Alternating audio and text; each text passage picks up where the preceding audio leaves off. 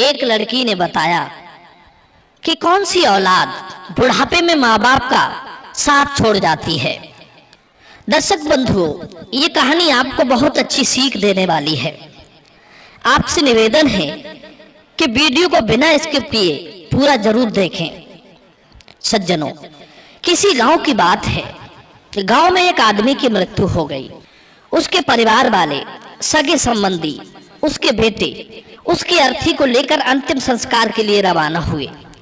सारे लोग मिलकर उस मृतक को लेकर शमशान की ओर जा रहे थे। उसके 4 बेटे थे। वे चारों अपने पिता की अर्थी को अपने कंधे पर रखकर रोते बिलखते चले जा रहे थे। दर्शक बंधु, वे अर्थी लेकर अभी कुछ दूर ही पहुंच पाए थे। उसी समय एक दूसरे गांव का व्यक्ति उनके पास आया और उसने अर्थी ले जा रहे उसके 4 बेटों में से एक बेटे के पैर पकड़ लिए और बोला, भाइयों कृपया मेरी बात सुनिए, तभी मैं अर्थी को आगे जाने दूंगा। उसका ऐसा आचरण देखकर सारे लोग वहीं रुक गए और उस आदमी से पूछने लगे कि हाँ भाई, तुम क्या कहना चाहते हो? कृपया आप शीघ्र अपनी बात कहिए। तब वो आदमी बोला, भाइयों मेरे साथ बड़ा धोखा हो गया। जिस व्यक्ति को आप अंतिम संस्कार के लिए ले जा रहे हो, इसने मुझसे 5 लाख रुपए कर्जा लिया था और ये आज मेरा कर्जा लौटाए बिना ही मर गया। 5 लाख रुपए एक मोटी रकम होती है, उसको भला मैं कैसे छोड़ दूं? जब तक मुझे मेरे 5 लाख रुपए नहीं मिल जाते, तब तक मैं अर्थी को आगे नहीं जाने दूं। दर्शक बंधु, 5 लाख रुपए का नाम सुनकर उस मृतक आदमी के बेटे कहने लगे, भैया आपके पैसों के बारे में पिताजी ने हमें कभी नहीं बताया, इसलिए आपके पैसे हम नहीं लौटा पाएंगे। जब उस मृत आदमी के बेटों ने पैसे देने से मना कर दिया तो उसके भाइयों ने भी मना कर दिया। अब तो शमशान यात्रा में आए हुए सभी लोगों ने उसके पैसे लौटाने से मना कर दिया। किसी ने इस बात की जिम्मेदारी ही नहीं ली कि भाई अर्थी को आगे जाने दीजिए, हम आपके पैसे दिलवा देंगे। अब तो उस दूसरे गांव से आए हुए आदमी ने देखा कि भाई बंधु और परिवार वाले तो बहुत दूर की बात है, मृतक के सगे बेटे भी अपने पिता के ऊपर चढ़े कर्ज को उतारने की जिम्मेदारी नहीं ले रहे हैं। जिसने इन बेटों को पालने पोसने में अपनी सारी जिंदगी खपा दी, उसने भी निश्चय कर लिया कि मैं भी अर्थी को एक कदम भी आगे नहीं जाने दूंगा। यदि अर्थी आगे ले जाना है तो पहले मेरे पैसे चुकाओ। दर्शक बंधु, अब तो वहां पर कोई भी आदमी आगे नहीं आया जो ये कहता कि पैसे हम दे देंगे या दिलवा देंगे, आप अर्थी को जाने दीजिए। कई घंटे हो गए, वो आदमी अर्थी को रोके खड़ा था। जब ये बात परिवार की महिलाओं को पता चली तो उनमें से उस मृतक की एक बेटी भी थी जो शादीशुदा थी। उसने सुना कि एक आदमी उनके पिता की अर्थी को आगे नहीं जाने दे रहा है, तो उसने बिना देर किए अपने सारे गहने और कीमती वस्तुओं को वे सब लेकर उस आदमी के पास पहुंच गई और बोली, भैया आप मेरे ये सारे गहने और कुछ पैसे ले लीजिए और मेरे पिता की अर्थी को आगे जाने दीजिए। आपके जो पैसे रह जाएंगे मैं धीरे धीरे करके सब चुका दूंगी। दर्शक बंधुओं, इस घटना को देखकर वहां मौजूद सारे लोग हैरान थे।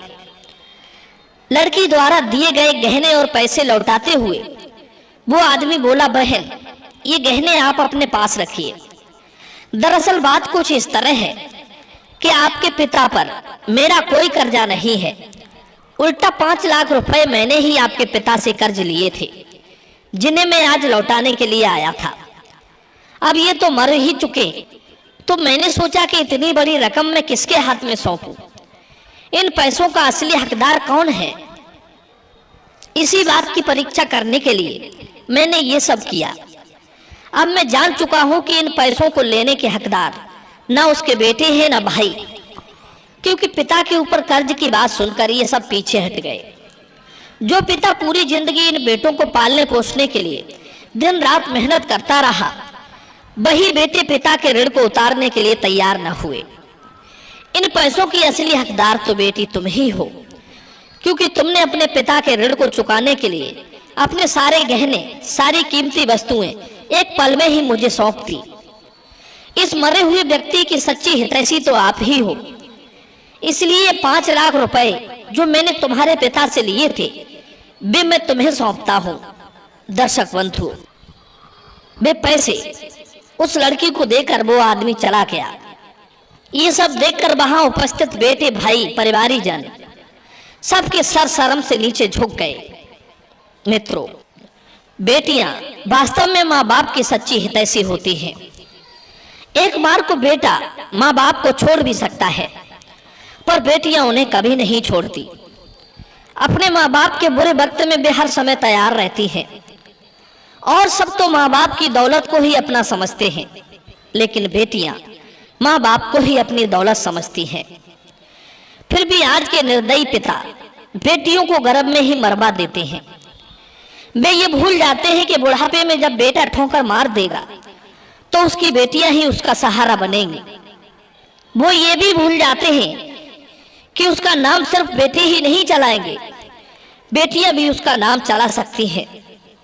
आजकल ऐसी हजारों बेटियां हैं जिन्होंने अपने माता पिता का नाम रोशन किया है, जिन्होंने बेटों द्वारा ठुकराए जाने पर अपने माँ बाप को सहारा दिया है। दर्शकों, इस संबंध में मैं आपको एक और छोटी सी कहानी सुनाने जा रहा हूं जो बेटियों की आपको कीमत समझा देगी। मित्रों, एक विद्यालय की बात है। एक दिन विद्यालय में एक नई अध्यापिका आई। वो देखने में बड़ी खूबसूरत थी। उनकी उम्र लगभग 30 वर्ष के आसपास रही होगी, लेकिन उन्होंने अभी तक शादी नहीं की थी। उनकी अधिक आयु को देखकर विद्यालय में पढ़ने वाली छात्राएं अनेक तरह के अनुमान लगाती थी। एक दिन कुछ छात्राओं ने उनसे पूछ ही लिया कि मैडम, आपने अभी तक शादी क्यों नहीं की? हम देख रहे हैं कि आपकी उम्र विवाह की उम्र से काफी अधिक हो चुकी है। अक्सर इस उम्र में हमारे समाज की बेटियां विवाह करके अब तक बच्चों वाली हो जाती हैं। मित्रों, छात्राओं के इस प्रकार पूछने पर उन मैडम ने बताया कि देखो, मैं आपको पहले एक छोटी सी कहानी सुनाती हूँ, उसके बाद तुम्हें मेरी बढ़ती उम्र में अविवाहित रहने का कारण पता चल जाएगा। किसी गांव में एक पति पत्नी रहते थे। बेटों के लोभ में उनके घर में 5 बेटियां हो चुकी थी, पर बेटा नहीं हुआ था। जब 6वीं बार उस महिला ने गर्भ धारण किया तो उसके पति ने उस महिला को खूब धमकाया और कहा कि देखो, हमारे घर में 5 बेटियां पहले से ही हैं। अगर इस बार भी तुमने बेटी को जन्म दिया तो मैं उस बेटी को उठाकर किसी सड़क पर या किसी कूड़े के ढेर पर फेंक आऊंगा। मित्रों, पति की धमकी से आहत होकर महिला सारी रात रोती रही और भगवान से प्रार्थना करती रही कि अगर मेरी बेटी को कूड़े के ढेर में फेंका जाएगा तो हे भगवान, मुझे बेटी मत देना। परंतु कहते हैं, विधाता के लेख को भी कोई नहीं बदल सकता। इतनी प्रार्थना करने के बाद भी उस महिला ने एक बेटी को ही जन्म दिया। पति ने देखा तो गुस्से में तमतमा गया। उसका आधा खून जल चुका था। वो गुस्से में उस एक दिन की नवजात को उठाकर ले गया और रात के अंधेरे में शहर के एक चौराहे पर चुपचाप रख आया। माँ सारी रात अपने कलेजे के टुकड़े के बारे में सोच सोच कर रोती रही और भगवान से प्रार्थना करती रही कि उसकी बच्ची की रक्षा करना। इधर जब सवेरा हुआ तो वो निर्दयी पिता चौराहे पर घूमने के लिए गया। उसने सोचा कि चलो देख आए बेटी को कोई उठाकर ले गया या नहीं। जब वो चौराहे पर पहुंचा तो उसे अपनी आंखों पर भरोसा नहीं हुआ। वो जिस बच्ची को रात के अंधेरे में चौराहे पर फेंक कर गया था, वो बच्ची अभी भी वहीं पड़ी थी। उसने उस नवजात को जीवित रखने के लिए चौराहे से उठा लिया और घर ले आया। पूरे दिन उसे घर पर रखा और शाम को जब अंधेरा हो गया तो फिर उस बच्ची को लेकर उसी चौराहे पर रखाया। पर संयोग की बात, दूसरी रात में भी उस बच्ची को कोई उठाकर नहीं ले गया। वो सुबह गया और बच्ची को फिर उठा लाया। वो कई दिन तक ऐसा ही करता रहा। रात होने पर बच्ची को चौराहे पर रख आता था और सुबह होने पर उसे उठा लाता था। अब इसे आप परमात्मा की इच्छा समझो या कुछ और, उस बच्ची को कोई उठाकर नहीं ले जाता था। इसी तरह बच्ची को त्यागने के चक्कर में 1 साल बीत गई। तब पत्नी ने उससे कहा, अरे दुष्ट, यदि ये बच्ची किसी और की किस्मत में होती तो अब तक कोई उसे उठाकर नहीं ले जाता क्या? भगवान की ही मर्जी है कि तुम ही इसका पालन करो। उस निर्दयी पिता को भी कुछ समझ में आ चुका था। उसकी सोच बच्ची को त्यागने को लेकर बदल चुकी थी और भगवान की इच्छा समझकर उसे रख लिया। धीरे धीरे समय बीतता गया। एक दिन मां ने फिर गर्भ धारण किया। इस बार उसने एक पुत्र को जन्म दिया। यह देखकर पिता बहुत प्रसन्न हुआ। उसे ऐसा लगा जैसे संसार की सबसे बड़ी खुशी उसे मिल गई हो। लेकिन इधर एक दुखद घटना घट गई। इधर वो पुत्र की खुशी मना रहा था, उधर उसकी 6 बेटियों में से सबसे बड़ी बेटी का देहांत हो गया। बेटी के मरने पर भी पिता को विशेष दुख नहीं हुआ, क्योंकि उसे सबसे बड़ी पुत्र की खुशी मिल चुकी थी।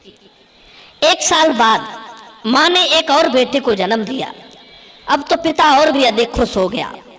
लेकिन उसकी 5 बेटियों में से एक बेटी और गुजर गई। इस तरह उसके घर में हर साल एक बेटा जन्म लेता था और एक बेटी मर जाती थी। इस तरह उसके 5 बेटों ने जन्म लिया और एक बेटी मरती गई। केवल एक ही बेटी उसके घर में शेष रह गई, जिसे वो रोजाना चौराहे पर रख कर आता था। अब वो पिता अपने आप को बड़ा सौभाग्यशाली समझ रहा था कि उसके अब 5 बेटे हैं और एक ही बेटी है। उधर वो अध्यापिका ये कहानी सुनाते सुनाते जोर जोर से रोने लगी और उसने अपने आंसू पोंछकर छात्राओं को बताया कि उस पिता की जो बेटी जीवित बच गई थी वो बेटी मैं ही हूं। मुझसे ही मेरा पिता पीछा छुड़ाना चाहता था। अध्यापिका ने आगे बताया कि कुछ दिन बाद उसकी मां भी संसार से चली गई। मेरे 5 भाई अब जवान हो चुके हैं, सबकी शादी हो गई है, सब अपनी अपनी पत्नी और बच्चों के शहर दूसरे दूसरे शहरों में रहने चले गए हैं और अपनी जिंदगी में मग्न हैं। मेरे पिता अब बूढ़े हो चुके हैं।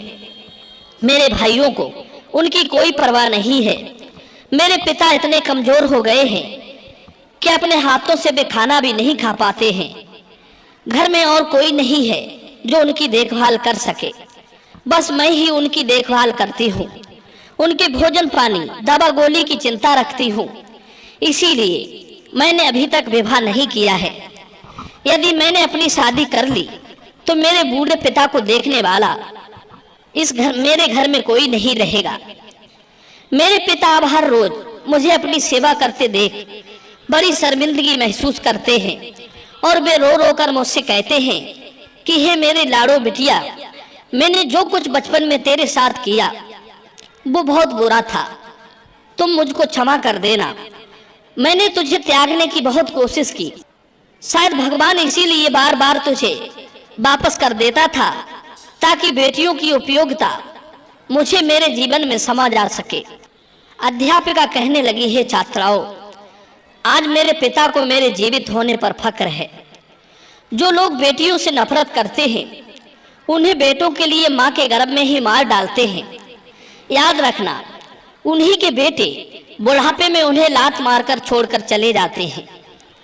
उन्हीं के बेटे उन्हें दर दर भटकने के लिए मजबूर करते हैं। उन्हीं के बेटे उन्हें वृद्धाश्रम छोड़ आते हैं। उन्हीं के बेटे उन्हें बुढ़ापे में मारते पीटते और जलील करते हैं। जिनकी सोच बेटियों को लेकर घृणित और छोटी रही है, उन्हीं माता पिता के बेटों ने उन्हें अकेला रहने के लिए मजबूर कर दिया। ये परमात्मा का वो दंड है जो बेटा और बेटी में भेद करने के कारण उन्हें मिला है। इसलिए आपसे गुजारिश है, बेटियों को कभी नीची नजरों से मत देखना, उन्हें कभी मां के गर्भ में मत मारना, वरना इसका पाप तुम्हें बुढ़ापे में दर दर भटक कर अकेला रहकर बेटों के हाथों पिटकर चुकाना पड़ेगा। अध्यापिका की कहानी सुनकर वे सभी छात्राएं फूट फूट कर रोने लगी। कैसी है समाज की ये घृणित सोच, जिस स्थान से बेटा आता है उसी स्थान से बेटी आई है। भगवान ने गर्भ में पालने पोषने में उसमें कोई अंतर नहीं किया, पर यहाँ का निर्दयी मनुष्य उनके पैदा होने से पहले ही उनमें अंतर कर देता है, उन्हें नीची नजरों से देखने लगता है। धिक्कार है ऐसे दोगले समाज को जो बेटा बेटी में भेद करता है। एक बार बेटियों को जीने का अवसर देकर तो देखो, आपको बेटियों का भी मूल्य समझ में आ जाएगा। मित्रों, मैं उम्मीद करता हूँ ये विचार आपको जरूर पसंद आए होंगे।